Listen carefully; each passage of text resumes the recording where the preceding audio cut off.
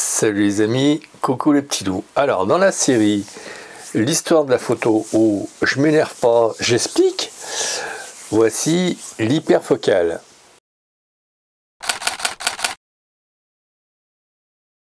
Non, l'hyperfocale ne vous aidera pas à faire de meilleures photos, contrairement aux tenants du tout manuel ou aux faux prophètes qui vous prônent que le manuel c'est la voie ultime. Pas du tout. Je vous explique. Au fil du temps, les constructeurs nous ont donné de plus en plus d'automatismes performants, dont l'autofocus. Pourquoi vouloir régresser? Question. J'attends pas de réponse. Pour vivre à la spartiate, comme dans les camps, vous savez, paramilitaires, où on vous fait vivre un peu à la dure, on vous fait faire des exercices, vous dormez sur des cailloux avec une simple couverture. Donc, pourquoi vouloir passer une semaine sans automatisme, sans aucune aide? Essayez, vous verrez.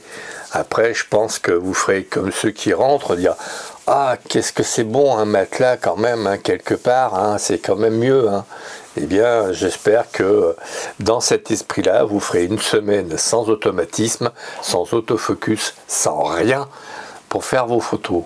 Et après, peut-être que vous vous direz « Bon, ben, finalement, l'autofocus, c'est bien. Hein. » Allez, avançons un petit peu.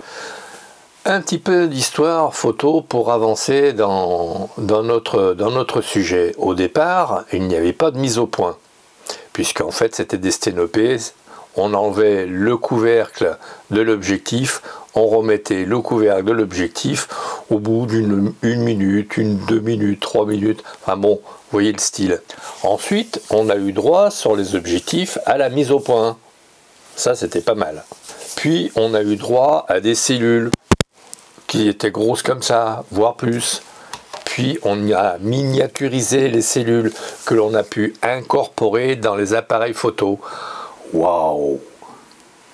Personnellement, j'ai eu un Pentax Spotmatic 2. Pourquoi Spotmatic 2? Parce que la mesure de la lumière était centrée en mesure spot. Après, nous avons eu droit à la spot et à la pondérée centrale. Pourquoi pondérée centrale? Eh bien parce que on avait la spot et puis on avait un peu étendu la zone de mesure autour de la mesure spot. C'était sympa, on faisait des groupes, crac, on faisait la mise au point sur le groupe et ce qu'il y avait à côté derrière, ça peut nous importer. Et puis est arrivée la mesure intégrale pour les canonistes et matricielle pour les nikonistes. Et là, on a vu un réel plus. On a vu des algorithmes rentrer dans le calcul de la prise de vue photo.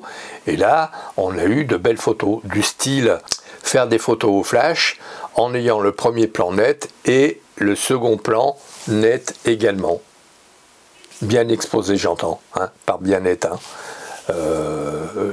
Ne faisons pas de l'amalgame, bien net au niveau de la mise au point de la lumière.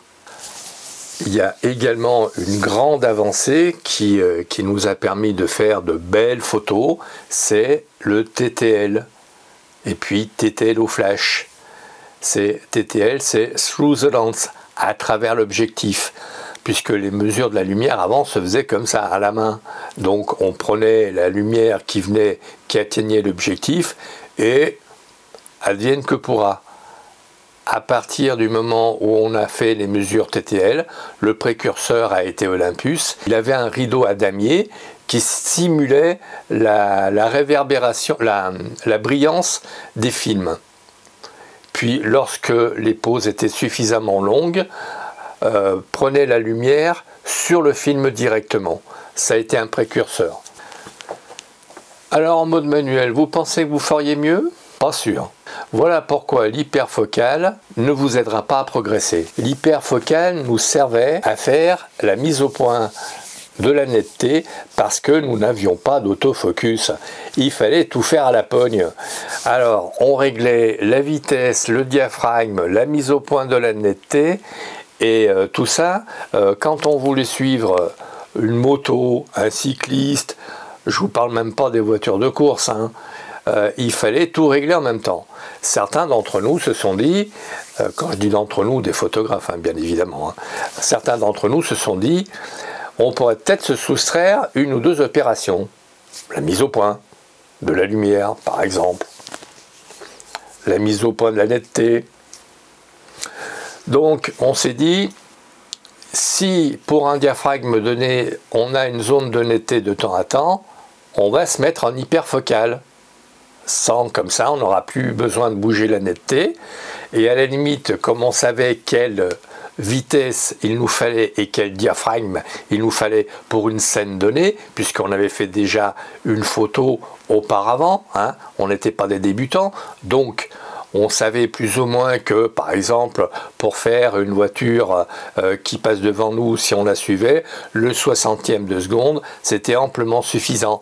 Et on savait également que si on avait un diaphragme de 8, on avait de bonnes chances que la voiture soit nette si on avait fait plus ou moins la netteté sur 1 mètre avant ou 1 mètre après, en étant en hyperfocale. Donc, on s'est enlevé comme épine dans le pied de faire la mesure de la lumière, de faire la mesure du diaphragme et peut-être aussi de la mise au point de la netteté. Ça nous a fait gagner pas mal de temps en réactivité. Vous imaginez, vous, faire tout en manuel une mise au point d'un animal qui bouge ou voire d'un modèle un peu remuant, la mise au point de la netteté, la mise au point de la lumière, du diaphragme, de la vitesse? Essayez pour voir. Je vous assure des photos floues à tous les coups. Donc voilà pourquoi, à une époque, le 35 mm était quasiment l'optique de base, c'était le 50 mm de l'époque. Pourquoi? Eh bien tout simplement parce qu'avec le 35 mm, ça nous permettait d'être en hyperfocale et de pas trop nous casser la tête au niveau de la mise au point de la netteté.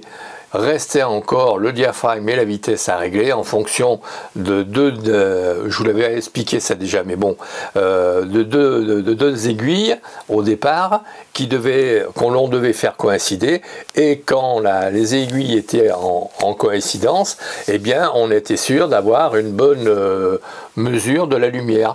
Alors par contre, on ne savait pas trop où on était au niveau des diaphragmes, puis est arrivé les petits miroirs qui, comme chez Nikon par exemple, qui renvoyaient le diaphragme où l'on était, ce qui nous permettait en fonction de la vitesse que l'on avait choisie au départ, on ne changeait que le diaphragme et on se disait, bon ben voilà, au départ j'ai mis le 250e de seconde, si je change le diaphragme, eh bien ça y est, je suis en coïncidence, et on renvoyait dans le petit miroir de renvoi du diaphragme, on voyait qu'on était à 5, 6, à 8 ou 11, etc. etc. Vous voyez le principe? Ce qui nous permettait d'aller beaucoup plus vite, d'être beaucoup plus réactif. Alors oui, certes, dans les studios, on règle manuellement la vitesse, le diaphragme, mais par contre, on fait encore confiance à l'autofocus. Je veux dire, c'est vrai que, par exemple, pour la mesure de la lumière, on prend des cellules flash qui nous permettent de mesurer la mesure incidente, la mesure de la lumière renvoyée par le modèle, etc. etc. Et on peut faire des moyennes.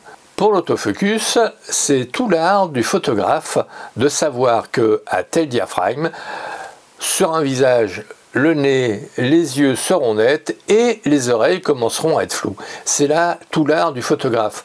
Et effectivement, il faut bien qu'il y ait une part de, comment dirais-je, faut bien qu'il y ait une part de technicité que l'on laisse aux photographes. Ainsi, certains photographes sauront que avec telle et telle lumière, ils auront tel ou tel effet. Ça, effectivement, les petits jeunes qui débutent ne le sauront pas. Et justement, c'est l'art de progresser dans la technicité de prise de vue qui fait qu'à un moment donné, on aura la satisfaction de savoir faire des photos en se faisant aider de l'automatisme et non plus en suivant aveuglément tout ce que nous disent les automatismes. Pour ceux qui veulent suivre les faux prophètes du tout tenant manuel, qu'ils essaient d'abord de dormir une semaine sur des cailloux et après on en reparlera. Ou pas. Voilà les amis, sur ce, je vais vous laisser. Merci de votre écoute et à très vite.